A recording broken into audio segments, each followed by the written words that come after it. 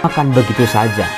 Coba kalau menurut Anda, apakah hidup para imam yang menerima sakramen imamat ini bisa disamakan dengan sakramen perkawinan? Bisa disejajarkan cara pandangnya? Oh, hidup imam itu kan kayak orang menikah aja. Menurut Anda sama atau tidak? Coba tulis di kolom komen. Menurut saya sih sama, Romo. Kan butuh kesetiaan, kan butuh komitmen, Romo. Komitmennya seumur hidup. Kami itu berdoa supaya para imam ini jangan menanggalkan jubah-jubah mereka, Romo. Kami berdoa semoga para imam ini bisa bertumbuh dalam pelayanannya. Salam damai sejahtera saudara-saudaraku yang terkasih, pencinta firman Tuhan. Berjumpa kembali dengan Bible Learning with Father Joseph. Saudara-saudaraku, bagaimana kabar Anda hari ini? Saya berharap di pertengahan bulan Agustus ini kita betul-betul bisa mengamini, bisa semakin yakin, bisa mengalami sendiri betapa besar kasih setia Allah pada kita. Terima kasih Tuhan, sungguh besar kasih setiamu. How great thou art, you are the greatest, thy faithfulness. Saudara-saudaraku, hari ini tanggal 15 Agustus, saya mau mengajak Anda semua untuk bersyukur bersama-sama. Karena apa? Hari ini tanggal 15 Agustus, saya merayakan perayaan tahbisan. Saya ditabiskan 19 tahun yang lalu pada tanggal 15 Agustus di Paroki Santo Bartolomeus, Taman Galaksi, Bekasi. Sungguh saudara-saudara, 19 tahun bukanlah waktu yang singkat, tapi juga perjalanan rasanya masih sangat panjang. Betapa saya mengalami sendiri, Anda saksinya, Anda yang melihat bagaimana perkembangan saya dari nol sampai hari ini. Luar biasa, Tuhan memakai saya, Tuhan memberkati saya, Tuhan melindungi saya, Tuhan mengangkat hidup saya yang biasa-biasa ini, mengangkat saya ke atas. Maka dari itu saudara-saudara, betullah apa yang dikatakan oleh antifon pembuka. Bersyukurlah kepada Tuhan sebab Ia baik. 19 tahun dalam pencarian saya, dalam pergumulan saya, dalam jatuh bangun saya menjadi seorang imam, saya bisa berkata Tuhan itu baik. Baik banget sama saya.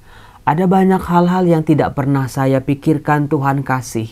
Ada banyak doa-doa saya dikabulkan Tuhan. Bahkan hal-hal yang tidak pernah saya doakan sekalipun Tuhan memberkati. Tuhan memberikannya secara luar biasa dalam kehidupan saya. Mengubah seorang bocah kecil yang tidak punya bakat, tidak punya kemampuan, gak bisa membanggakan dirinya sendiri. Sekarang saya bisa bersyukur, Tuhan, terima kasih, Engkau sangat baik. Bapa, Engkau sungguh baik. Tak berkesudahan kasih setiamu dalam hidupku. Maka antifon pembuka melanjutkan, kekal abadi kasih setianya. Ia membebaskan kita dari musuh-musuh kita. Kekal abadi kasih setianya. Maka saudara-saudara, doakan para imam ini, doakan saya juga, semoga betul-betul kekal abadi panggilannya. Semoga kekal abadi karya Tuhan dalam hidup saya ini. Perjalanan saya masih panjang, saya masih umur 48, ya masih tetap terus. Saya nggak tahu Tuhan mau bawa saya kemana, tapi saya percaya Tuhan membawa saya pada kebaikan untuk menjadi tanda kebesaran Tuhan. Maka kemarin saya suka banget lagu hidupku menggenapi firman-Mu, tanda mujizat sertai tiap langkahku. Kau bersamaku di dalamku, jadi tanda kebesaran-Mu. Semoga Tuhan pakai imam yang punya keterbatasan ini, yang gak sempurna ini, jadi tanda kebesaran Tuhan. Bukan saya yang makin besar, saya makin kecil, tapi Tuhan dalam diri saya yang semakin besar. Saudara-saudara, terima kasih buat semua penonton Bible Learning, buat semua sahabat-sahabat, kenalan, umat, keluarga saya yang dengan doa-doanya tanpa henti menyuburkan panggilan saya. saya mengucapkan banyak terima kasih. Saudara-saudaraku yang terkasih, bacaan-bacaan hari ini itu betul-betul memang, kan kalau 15 Agustus biasanya itu Maria diangkat ke surga. Bacaannya itu adalah panggilan malaikat Gabriel kepada Maria, lalu Maria mengunjungi Elizabeth saudarinya. Itu kalau Injilnya seperti itu, bacanya kayak gitu, gampang untuk direfleksikan sebagai panggilan. Nah, tapi bacaan hari ini memang sih Mazmur tanggapannya kekal abadi kasih setianya. Bersyukurlah kepada Tuhan sebab Ia baik. Tapi bacaan Injilnya itu dari Matius bab 19. Soal apa coba? Soal perceraian. Nah aduh nggak lucu nih Romo. Mau refleksi tentang tabisan, hidup imamat, itu kok Injilnya tentang perceraian. Dikatakan ada orang-orang Farisi datang kepada Yesus, mencoba Yesus dengan pertanyaan, apakah diperbolehkan orang menceraikan istrinya dengan alasan apa saja? Saudara-saudara, pertanyaan ini bukan pertanyaan biasa. Jawaban Yesus boleh ataupun tidak boleh akan langsung masuk perangkap dari orang-orang Farisi ini. Tetapi saudara-saudara, Tuhan Yesus menjawab. Dia balikin lagi kepada orang-orang Farisi itu. Tidakkah kalian baca bahwa Ia menciptakan manusia sejak semula menjadikan mereka pria dan wanita. Dan Ia bersabda, sebab itu pria akan meninggalkan ayahnya dan ibunya dan bersatu dengan istrinya, sehingga keduanya itu menjadi satu daging. Demikianlah mereka itu bukan lagi dua, melainkan satu. Apa yang dipersatukan Allah tidak boleh diceraikan manusia. Nah, lu Romo, waduh kalau bacanya kayak gini kami takut para imam tergiur untuk menikah ini. Saudara-saudara, ada sebuah perdebatan di kalangan para ahli. Apakah sakramen perkawinan itu sama atau boleh disamakan dengan sakramen imamat? Apakah hidup saya sebagai seorang imam, saya menerima sakramen imamat, tidak menerima sakramen perkawinan, itu apakah boleh disamakan begitu saja? Coba, kalau menurut Anda, apakah hidup para imam yang menerima sakramen imamat ini bisa disamakan dengan sakramen perkawinan? Bisa disejajarkan cara pandangnya? Oh, hidup imam itu kan kayak orang menikah aja. Menurut Anda sama atau tidak? Coba tulis di kolom komen. Menurut saya sih sama Romo. Kan butuh kesetiaan. Kan butuh komitmen Romo. Komitmennya seumur hidup. Kami itu berdoa supaya para imam ini jangan menanggalkan jubah-jubah mereka Romo. Kami berdoa semoga para imam ini bisa bertumbuh dalam pelayanannya. Tapi apakah sakramen imamat bisa disamakan dengan sakramen perkawinan? Yang satu kesetiaan suami dan istri tidak terceraikan. Nah, kalau para imam bersatunya sama siapa? Sama Kristus, sama Allah, sama gerejanya. Apakah bisa disamakan begitu saja?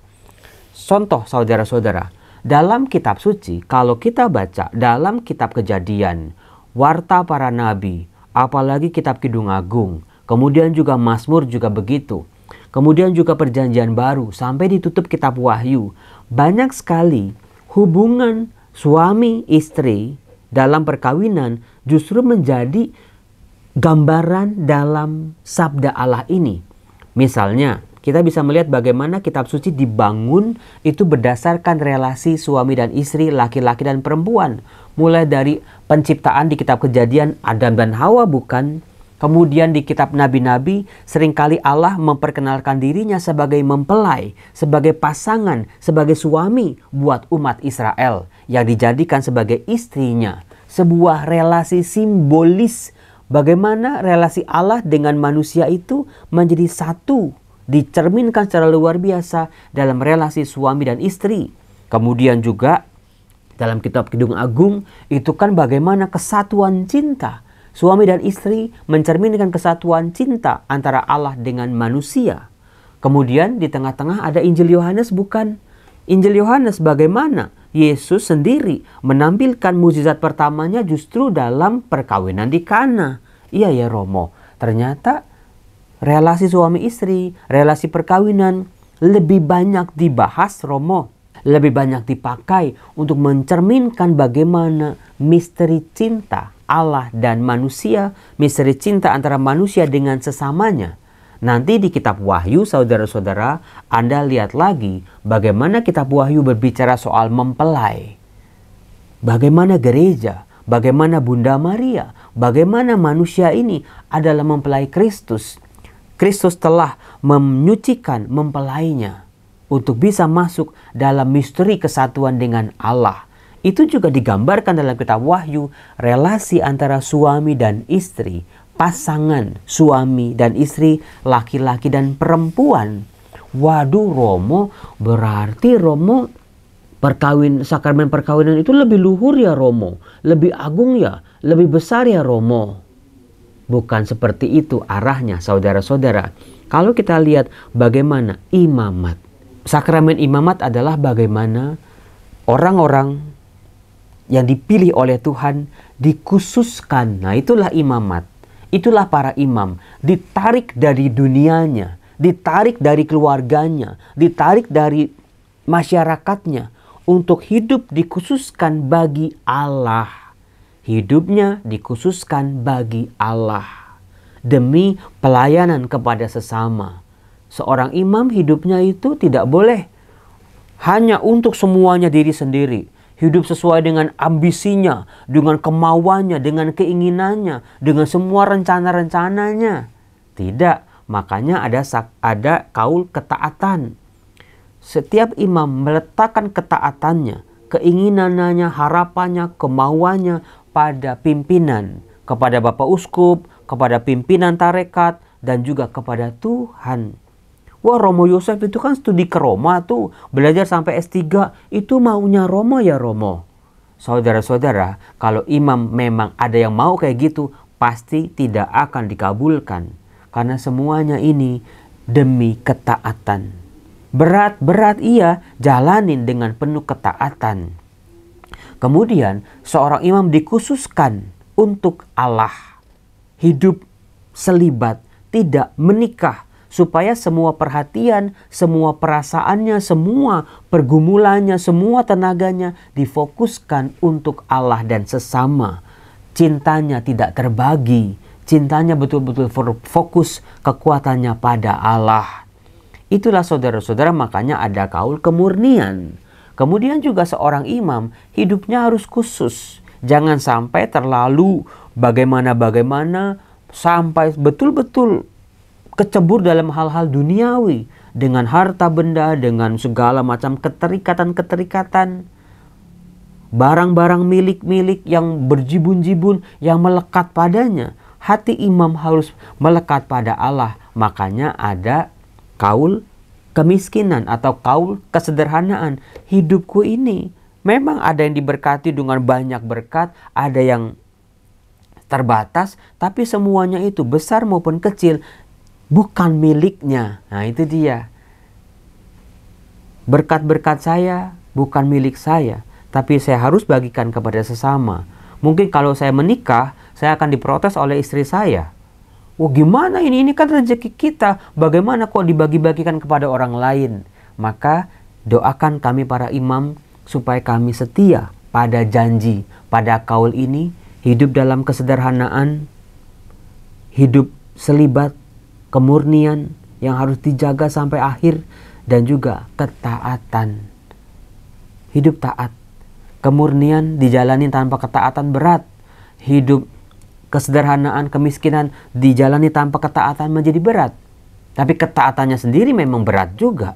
Tapi bagaimana pencarian setiap imam mencari. Pada akhirnya menemukan kehendak Allah untuk dirinya. Dan setelah menemukan apa yang selanjutnya, menyatukan kehendaknya dengan kehendak Allah. Fiat voluntas tua, terjadilah padaku menurut perkataanmu Tuhan.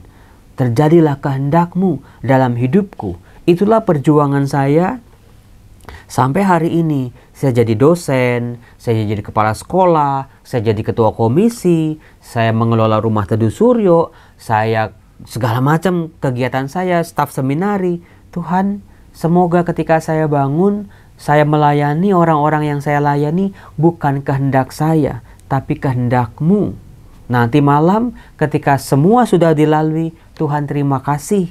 Saya sudah boleh berkenalan, boleh tahu, boleh melakukan kehendak-Mu. Itulah mimpi para imam. Saudara-saudara, umur para imam gak ada yang tahu berapa lama dia bisa bertahan sebagai seorang imam. Bagaimana dia berkembang dalam imamatnya. Bukan cuma badannya makin mekar, tapi bagaimana dia mengisi panggilannya ini.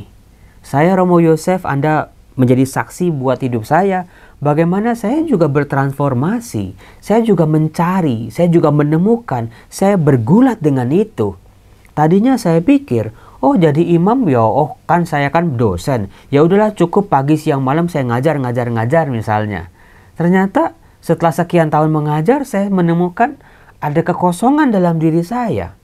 Kok kayak saya cuma ngomongin firman Tuhan doang, gak jelas bentukannya, firman ini membawa saya kemana. Maka saya coba tercebur dalam karya pelayanan, karya sosial, karya kesehatan dengan dalam bentuk Rumah Teduh Suryo.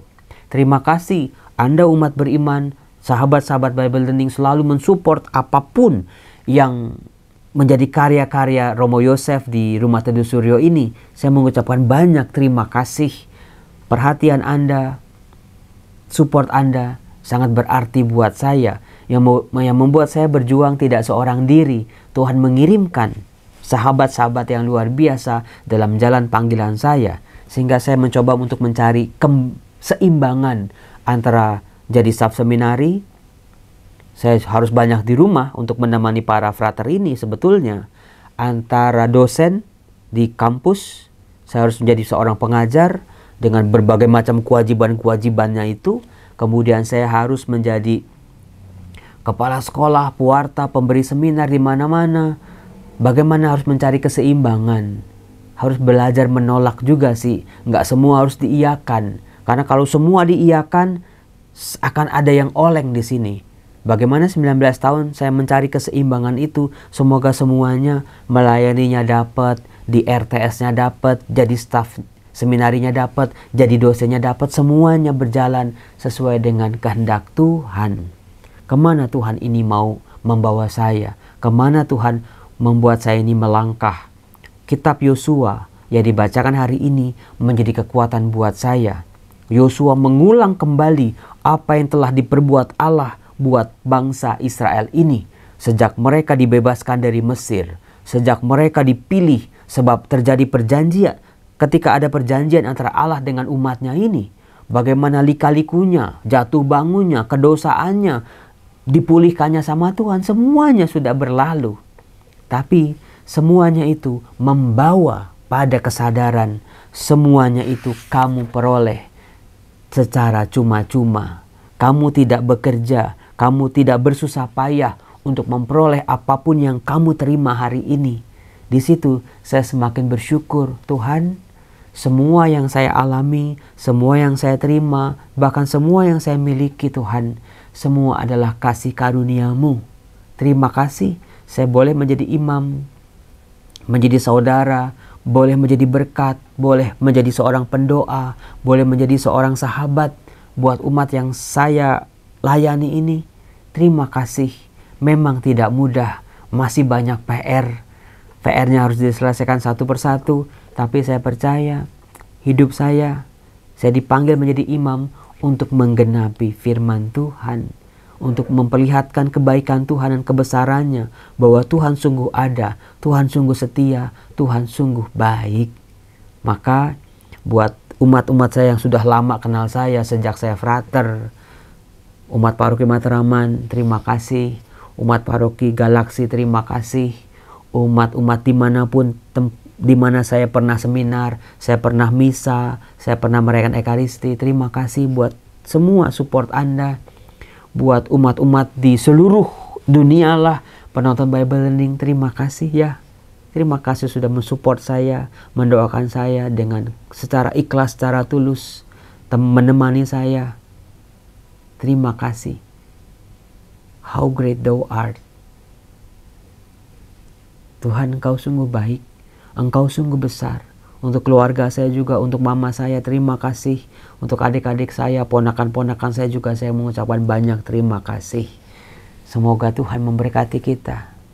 Tuhan mengasihani kita. Tuhan menerangi kita dengan cahaya wajah-Nya. Sehingga hidup kita diberkati. Hidup para imam diberkati. Hidup umat-Nya juga diberkati. Dengan kasih setia Tuhan.